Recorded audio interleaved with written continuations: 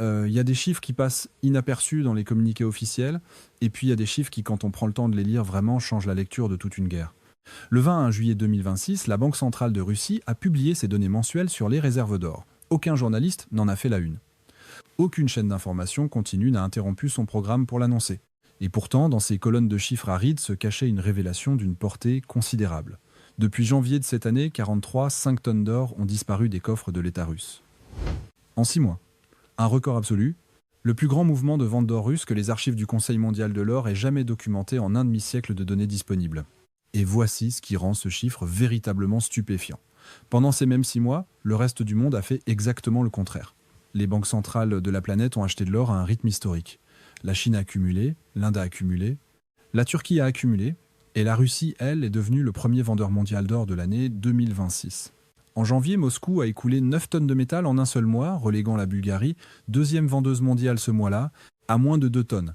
En mai, pendant que les banques centrales mondiales ajoutaient collectivement 40 et 1 tonne à leurs réserves, la Russie en vendait encore 6, seule dans sa direction, méthodiquement, mois après mois. Mais la vraie question n'est pas combien. La vraie question est pourquoi un pays qui a passé 25 ans à bâtir une forteresse d'or se retrouve aujourd'hui à en brûler les fondations à toute vitesse. Et à qui cet or est-il vendu exactement quand on sait que la Russie est coupée des marchés internationaux depuis 2022 ?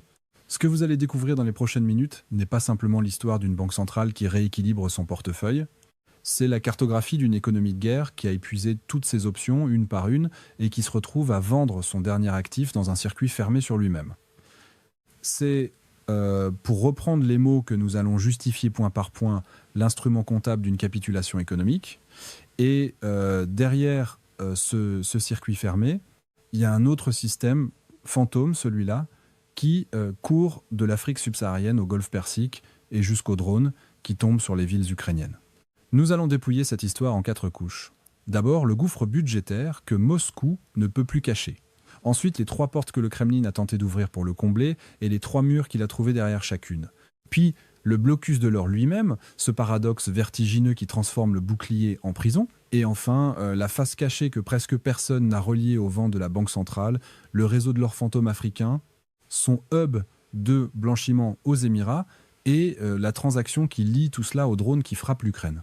Le premier domino, c'est un chiffre que le ministère des Finances russe a lui-même publié sans que personne ne lui force la main. Au premier semestre 2026, le budget fédéral russe a affiché un déficit d'environ 72 milliards de dollars. En 6 mois, ce n'est pas une estimation d'un institut hostile. Ce ne sont pas des données compilées par un service de renseignement occidental, ce sont les propres chiffres officiels de Moscou. Pour mesurer ce que cela représente, il faut comprendre que ce déficit n'est pas le produit d'une gestion hasardeuse ou d'un choc conjoncturel passager. Il est le produit mécanique de 2 forces qui s'alimentent mutuellement et qui ne montrent aucun signe de relâchement. La première force est l'effondrement des recettes. L'épine dorsale du budget russe, ce sont les revenus pétroliers et gaziers. Ils représentent entre 40 et 50% des rentrées fédérales selon les années. Imaginez un gouvernement où chaque 2e euro de recette vient d'un seul robinet. Et depuis 2022, ce robinet est soumis à une pression croissante. Les sanctions occidentales ont fermé les marchés les plus lucratifs, les contrôles renforcés sur la flotte fantôme russe, ces tankers sans pavillon clair qui transportaient du brut vers des acheteurs discrets ont rendu les acheminements plus coûteux et plus risqués. Et surtout, pour continuer à vendre son pétrole, la Russie est contrainte d'accorder des rabais massifs à la Chine et à l'Inde, ses acheteurs de dernier recours. Certains mois, la baisse des revenus énergétiques a frôlé les 30% en glissement annuel. L'artère est encore ouverte, mais elle ne suffit plus à arrêter le saignement. La deuxième force, c'est la rigidité absolue des dépenses militaires. Et il faut ici s'arrêter sur un fait qui n'aurait semblé possible à personne il y a encore 10 ans. Pour la première fois de l'histoire russe moderne, les dépenses militaires ont officiellement dépassé le budget social total. L'armée coûte désormais plus cher à l'État russe que tout le système de retraite, d'allocation et de services sociaux combinés. Des mères russes qui appellent le Kremlin pour réclamer leurs fils, des familles de soldats sans indemnisation, des villages qui voient partir leurs hommes sans nouvelles. Le coût humain ne se lit pas dans les bilans, mais le coût budgétaire, lui, est là, noir sur blanc. L'Institut Kiel, qui suit l'économie de guerre russe avec une rigueur méthodique depuis le début du conflit, a rendu un verdict sans appel. L'économie russe a atteint ses limites absolues. Voilà le point de départ. Un gouffre de 72 milliards en 6 mois, alimenté par des recettes qui fléchissent et des dépenses qui grimpent. Un État normal face à ce problème a 3 options. Emprunter, imprimer. puiser dans ses réserves. Et c'est ici que commence la véritable tragédie du Kremlin. Derrière chacune de ces 3 portes, il y a un mur.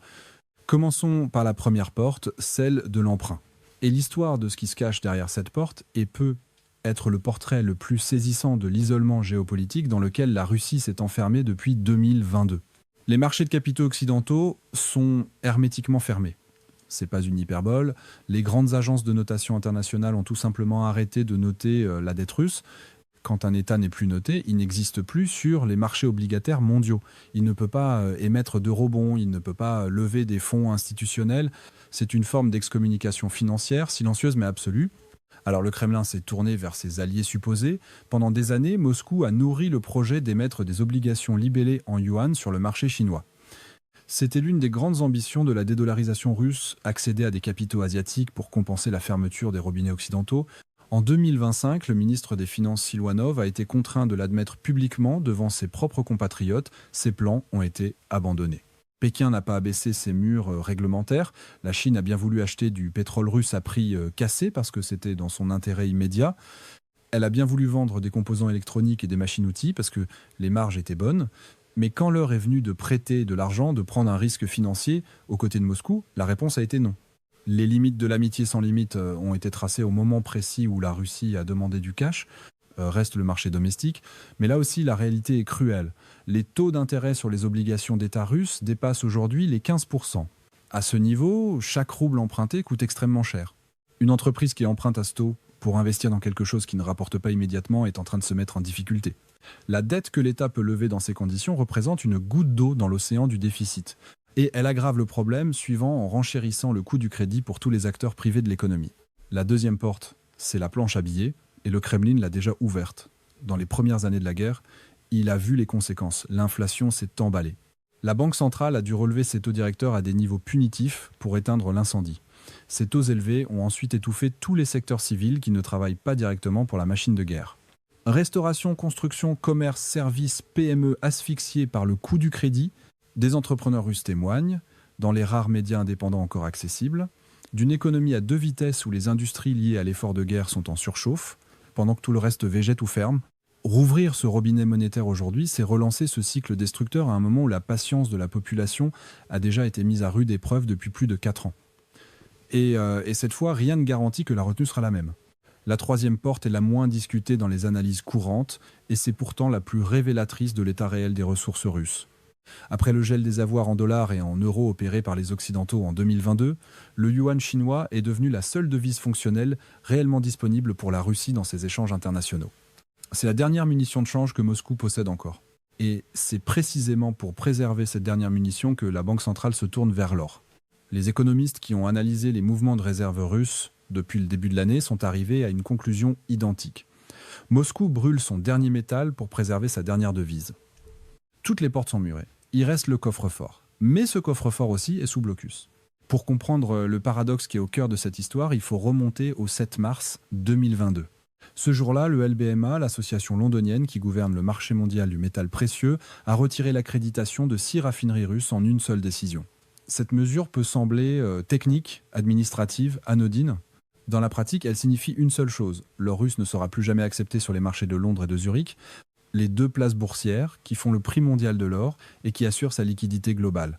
Un lingot russe expédié vers ces marchés serait refusé, il ne trouverait pas d'acheteur institutionnel. En juin de la même année, les pays du G7 ont déclaré une interdiction totale d'importation d'or russe. L'Union européenne a suivi en juillet. La Suisse, pays neutre et premier centre mondial de raffinage de l'or, a rejoint l'embargo en août. Quelques mois avaient suffi pour couper la Russie de la totalité des marchés de l'or qui comptent. Ce qui est visé par ces interdictions, c'est une exportation qui pesait environ 15 milliards de dollars par an. L'or était le premier poste d'exportation non énergétique de la Russie, plus important que l'acier, plus important que les engrais, plus important que le blé. En ciblant ce métal, les Occidentaux ne frappaient pas un produit de niche. Ils fermaient la 2e artère exportatrice du pays. Et voici le paradoxe vertigineux que Vladimir Poutine a involontairement créé avec sa propre stratégie sur 25 ans. Depuis 1999, il a méthodiquement accumulé de l'or comme un bouclier de souveraineté contre exactement ce type de pression extérieure. Il a hérité d'un trésor de 343 tonnes et l'a porté à plus de 2300 tonnes. Un quart de siècle d'accumulation disciplinée, une vision géopolitique de long terme coulée en lingots et entreposée dans les coffres d'État. Le raisonnement était cohérent. Si jamais l'Occident tentait d'asphyxier la Russie par des sanctions, l'or servirait de liquidité de dernier recours sur les marchés mondiaux. Sauf que les sanctions ont frappé le bouclier lui-même, l'or stocké dans les coffres de la Banque centrale était stampillé, sérialisé, inscrit sur les listes noires des marchés mondiaux. Il ne peut pas être vendu à Londres, il ne peut pas être vendu à Zurich. Il ne peut pas sortir du circuit russe par les voies officielles. La forteresse construite pour résister aux sanctions est devenue, à cause des sanctions, une prison. C'est pourquoi la réponse à la question que nous avons posée au début est aussi simple qu'elle est vertigineuse. La Russie vend son or uniquement à ses propres banques, via la bourse de Moscou et des transactions de gré à gré. Pas un dollar étranger n'entre dans le système, l'argent tourne en circuit fermé, des coffres de l'État vers les bilans des banques commerciales russes, en roubles. C'est un jeu de chaises musicales financier où les ressources changent de poche sans que de l'air frais entre dans la pièce. Il est utile de mesurer l'ampleur historique de ce qui est en train de se produire. Pendant les moments les plus sombres de la pandémie, quand le rouble s'était effondré et que le prix du pétrole était temporairement passé en territoire négatif, pour la première fois de l'histoire, la Russie avait vendu 6 tonnes d'or sur 10 mois.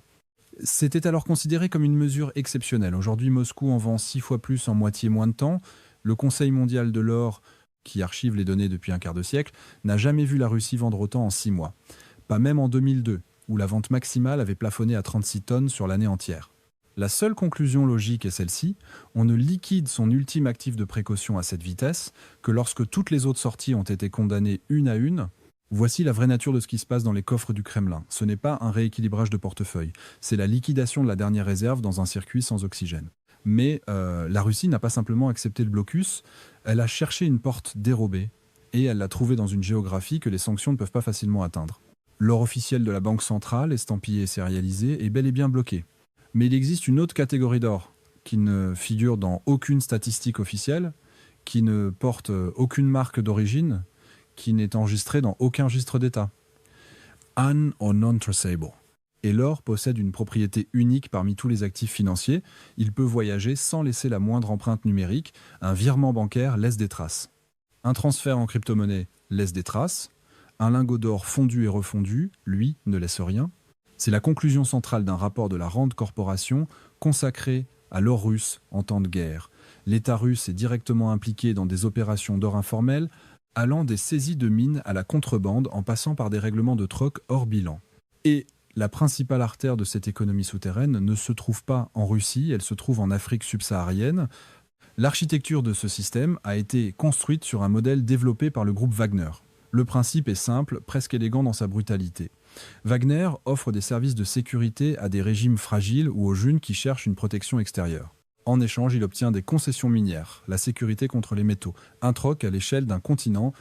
En République centrafricaine, Wagner a pris le contrôle total de la mine d'or de Ndasima en utilisant exactement cette formule. Des gardes armés ont remplacé les opérateurs légitimes, les flux d'or ont changé de direction. Au Soudan, des sociétés liées à Wagner ont exploité des années d'instabilité politique pour extraire et faire passer en contrebande l'équivalent de près de 2 milliards de dollars d'or. Au Mali, la junte militaire a ouvert ses portes aux mercenaires russes en 2020 et 2021, après avoir expulsé les forces françaises de Barkhane. La contribution annuelle du seul Mali à ce système est évaluée à près d'1 milliard de dollars. Depuis 2022, selon les calculs du rapport Blood Gold, le Kremlin a généré plus de 2,5 milliards de dollars de revenus à partir de ses opérations au Mali, au Soudan et en République centrafricaine. Et le rapport est sans ambiguïté sur la destination de ces fonds, le financement direct de la guerre en Ukraine. Mais comment cet or illicite est-il blanchi et réinjecté dans le système financier mondial ? La réponse passe par un hub unique, que les enquêteurs ne peuvent pas ignorer, les Émirats arabes unis. Dubaï est devenu le premier importateur mondial d'or africain hors circuit déclaré. Le mécanisme est rodé depuis des années, bien avant la guerre en Ukraine. Les lingots provenant d'Afrique arrivent aux Émirats, sont fondus dans des raffineries locales, mélangés avec de l'or provenant de sources légitimes, puis réinjectés sur le marché mondial avec une nouvelle étiquette. L'origine disparaît dans le creuset. Le métal ressort avec une provenance acceptable pour les marchés londoniens et zurichois. Il entre sale, il sort propre. Le Trésor américain n'a pas fermé les yeux. En 2023, il a sanctionné des entités basées aux Émirats, en République centrafricaine et en Russie pour avoir financé Wagner via le commerce de l'or. Mais le réseau a une propriété que toutes les organisations criminelles bien conçues partagent.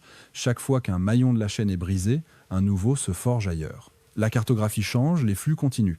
Et puis il y a la transaction qui résume tout cela dans un seul document et qui mérite d'entrer dans l'histoire de cette guerre. Des contrats interceptés et analysés par le groupe de recherche américain C4ADS révèlent que l'usine russe de fabrication de drones à la Bouga a livré 8 tonnes de lingots d'or à la société iranienne Sahara Thunder en échange de drones Shahed. Ces drones kamikazes à bas coût qui s'abattent sur les infrastructures ukrainiennes depuis des mois. La valeur de cet envoi s'élevait à environ 104 millions de dollars. Le contrat détaillait la tarification gramme par gramme, avec une précision d'horloger. Quelques semaines plus tard, un second accord était signé pour une deuxième livraison de 2 tonnes. Le solde restant était réglé en dirhams des Émirats arabes unis, via des comptes bancaires à Dubaï. La question est naturelle. Pourquoi utiliser de l'or plutôt que de la monnaie, même le yuan ou le rouble ? La réponse de C4ADS est aussi la meilleure synthèse de cette histoire entière. L'or circule totalement en dehors du système dollar et des sanctions du Trésor américain, sans laisser pratiquement aucune empreinte numérique. Voilà, le circuit complet. L'or russe du Kremlin, invendable sur les marchés officiels, est compensé par l'or fantôme africain, qui transite par Dubaï, qui achète des drones iraniens, qui tombent sur Kharkiv et Odessa. Une chaîne de métal qui relie le Sahel à l'Ukraine en passant par le Golfe Persique. Mais qu'est-ce que tout cela signifie concrètement pour nous, en France et au Canada ? La question n'est pas rhétorique. Elle est précise et elle concerne des décisions politiques qui se prennent en ce moment même. La France est l'un des architectes du régime de sanctions construit depuis 2022. Elle siège au Conseil de sécurité de l'ONU. Elle est l'un des piliers du XEPT qui a imposé l'embargo sur l'or russe en juin 2022. Paris et ses partenaires européens ont bâti, brique par brique, un système qui devait priver le Kremlin des ressources nécessaires pour financer sa guerre. Mais ce que révèle l'histoire de l'or fantôme africain, c'est que ce système est contourné. Pas fracassé, pas détruit, mais délibérément, méthodiquement court-circuité via une géographie que les sanctions n'ont pas les instruments pour atteindre directement. Le Sahel est devenu une zone hors de portée diplomatique effective, depuis que les juntes du Mali, du Burkina Faso et du Niger ont expulsé les présences militaires françaises. L'influence de Paris dans ces territoires est tombée à son niveau le plus bas depuis les indépendances. Et ce sont précisément ces territoires qui alimentent aujourd'hui le réseau d'or fantôme. Le recul diplomatique et militaire de la France en Afrique subsaharienne n'a pas qu'un coût symbolique. Il a un coût mesurable en or qui sort de ces régions pour financer des obus qui tombent sur des villes à 3000 km de là. Les Émirats arabes unis, de leur côté, sont un partenaire commercial majeur de la France et du Canada. Ce ne sont pas des États cibles des sanctions. Ils sont au contraire des interlocuteurs avec lesquels Paris entretient des relations économiques profondes, des ventes d'armement, des partenariats énergétiques, des flux d'investissement. Exercer une pression réelle sur la plaque tournante du blanchiment d'or africain implique de mettre sur la table des considérations qui dépassent largement le dossier ukrainien. Pour le Canada, la question prend une dimension supplémentaire. Le Canada est l'un des plus grands donateurs d'aide à l'Ukraine en termes relatifs. Sa diaspora ukrainienne, plus d'1 million de personnes, concentrées notamment en Ontario et au Manitoba, est l'une des plus importantes au monde. Les soldats ukrainiens qui se battent avec du matériel canadien font face, entre autres, à des drones achetés avec de l'or extrait en partie de mines dans des régions où des compagnies minières canadiennes étaient présentes avant d'en être chassées par les juntes sahéliennes. Ce n'est pas une coïncidence géographique. C'est une stratégie délibérée qui lie extraction de ressources, influence politique régionale et financement de guerre en un seul mouvement coordonné. La prochaine frontière de la guerre économique n'est pas entre Moscou et Bruxelles. Elle est dans les mines du Sahel et dans les ports de Dubaï. Et la question pour Paris, comme pour Ottawa, est la même. Jusqu'où les outils de pression économique peuvent-ils aller quand le contournement se déroule dans des géographies où l'influence occidentale a reculé ? Il existe dans l'histoire des économies assiégées un schéma que les historiens commencent à reconnaître avec une certaine régularité. L'Union soviétique, à la fin des années 1980, avait elle aussi trouvé des ressources pour prolonger une guerre qu'elle ne pouvait plus financer normalement. L'Afghanistan avait résisté plus longtemps que prévu aux calculs budgétaires. Les cercueils revenaient, les maires manifestaient et pourtant les coffres avaient tenu quelques années de plus, jusqu'au moment où ils ne tenaient plus. La différence structurelle entre 1989 et 2026 est instructive et défavorable à Moscou. L'Union soviétique de Gorbatchev pouvait encore vendre ses matières premières sur les marchés mondiaux. Elle pouvait accéder au système financier international, même avec difficulté. Elle pouvait emprunter, au moins marginalement, à des créanciers étrangers. La Russie de 2026 ne peut faire aucune de ces trois choses, normalement. Elle vend son or en circuit fermé, à ses propres banques, en roubles. Elle contourne les sanctions par des réseaux que ses propres alliés officiels refusent de reconnaître publiquement. Elle échange ses lingots contre des drones dans des contrats rédigés à Dubaï. La structure de la crise est identique, la marge de manœuvre est autrement plus étroite. Il est important de dire ici ce qui ne cède pas, parce que la discipline analytique l'exige et parce que la crédibilité de cette analyse en dépend. La machine répressive du Kremlin fonctionne toujours, Il n'y a pas de signe d'effondrement imminent de l'ordre intérieur russe. Les revenus pétroliers, bien qu'en baisse, continuent d'alimenter le budget. La capacité de Moscou à mobiliser des hommes et à produire des munitions n'a pas disparu.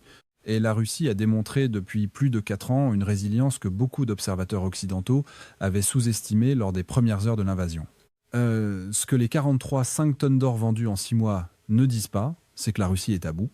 Ce qu'elles disent, avec la précision comptable que seuls les chiffres officiels peuvent offrir, c'est que les marges de manœuvre qui existaient encore il y a 10 à 8 mois se sont rétrécies.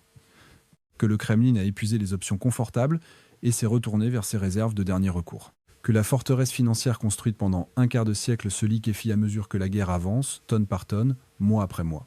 Voici ce que l'histoire retiendra de ce moment, si elle en retient quelque chose. Pendant 25 ans, Vladimir Poutine a construit une doctrine d'invulnérabilité financière. Elle reposait sur une idée simple et cohérente. Si les Occidentaux tentent jamais de l'étrangler économiquement, ils posséderaient des réserves d'or suffisantes pour traverser la tempête sans capituler. L'or comme forteresse. L'or comme garantie de souveraineté. L'or comme dernier rempart d'un projet impérial qui prétendait à l'autonomie stratégique totale. En mars 2022, les sanctions ont ciblé cette forteresse elle-même. Elles n'ont pas réussi à la détruire. Mais elles ont réussi quelque chose d'aussi important. Elles l'ont rendue inutilisable là où cela compte. Moscou ne peut plus vendre son or sur les marchés qui font le prix mondial. Elle vend à ses propres banques, dans un circuit sans oxygène extérieur, sans devises étrangères, sans liquidité internationale réelle. Et pour combler l'écart, le Kremlin a dû construire un système parallèle dans les mines du Sahel, dans les raffineries de Dubaï, dans des contrats pesés gramme par gramme entre une usine de drones russes et une société iranienne. Les 2283 tonnes d'or qui restent dans les coffres représentent encore une masse considérable. Elles ne disparaîtront pas du jour au lendemain. Mais ce que les 6 premiers mois de 2026 ont posé, avec une clarté que les données officielles ne permettent plus de contester, c'est une question à laquelle ni les marchés ni les capitales occidentales ne peuvent encore répondre avec certitude. À quel rythme ces réserves continueront-elles de fondre si la guerre se prolonge 12, 10 à 8 ou 24 mois supplémentaires ? Et quand les 2883 tonnes ne suffiront plus à combler le gouffre, quelle sera la prochaine ligne que Moscou franchira ? C'est un compte à rebours qui tourne sous 2 montagnes à la fois, les réserves qui baissent d'un côté et les dépenses militaires qui montent de l'autre. Et personne à ce stade ne sait avec précision où se trouve le fond.